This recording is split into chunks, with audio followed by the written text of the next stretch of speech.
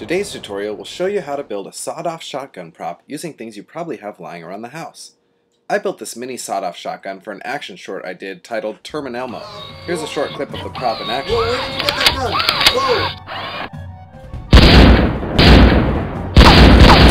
Whoa! Actually, all 4 of the guns used in that movie were made using this method, but today I'm just covering the sawed-off. Here's the list of props you'll need: scrap cardboard, a cardboard paper towel tube, packing tape, scissors and a razor knife, and black tape or sign vinyl.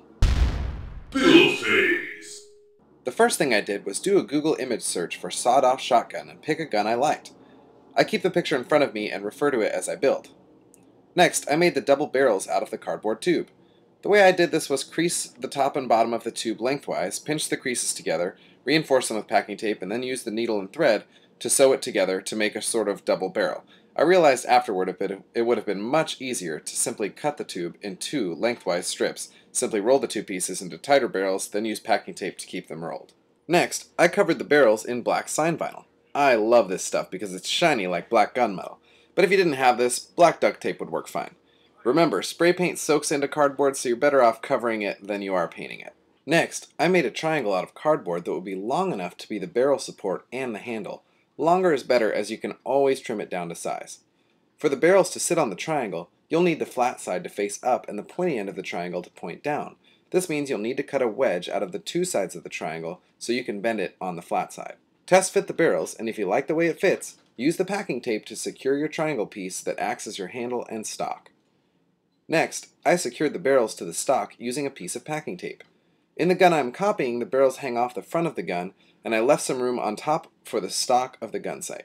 I only used a little tape along the back and left the front end unsecured so that I could go back later to cover it in black vinyl. In the picture, the barrels look sort of inset into the wood rather than simply sitting on top, so I kind of creased the top part of the stock so the barrels would sit in them nicely. My handle looked a little too long, so I simply trimmed off some of the cardboard triangle.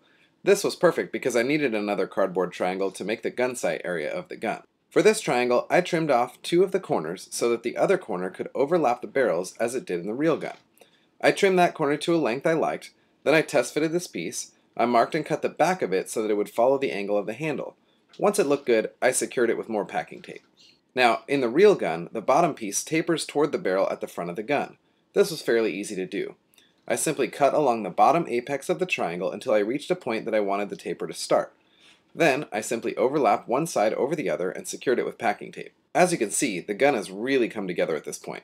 I reinforced a few places with packing tape, especially around the handle bend to make sure that it was nice and strong. Then I began covering the whole thing with black sign vinyl. For the handle, I decided to wrap it in black electrical tape because I think the flat black looks a little better there.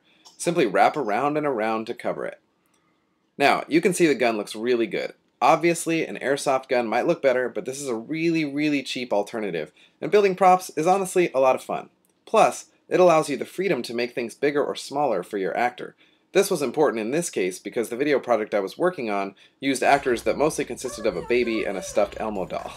Here you can see the M16 I built for the film. It all looks pretty cool to me. Now, a huge warning is that these guns look very real from even a short distance away, so it is very important that you only use them on a closed set and don't do anything stupid. The last thing you want is someone thinking it's real and calling the police. I assure you that they will assume it is real, and this could put you and them in danger. I love to build props this way. It's super cheap, and the only limit is your imagination. I used the same method in my last film to make a miniature ninja sword, which you can see my son wielding here. I hope this was a helpful tutorial. Thanks for watching. Go make some films and have fun.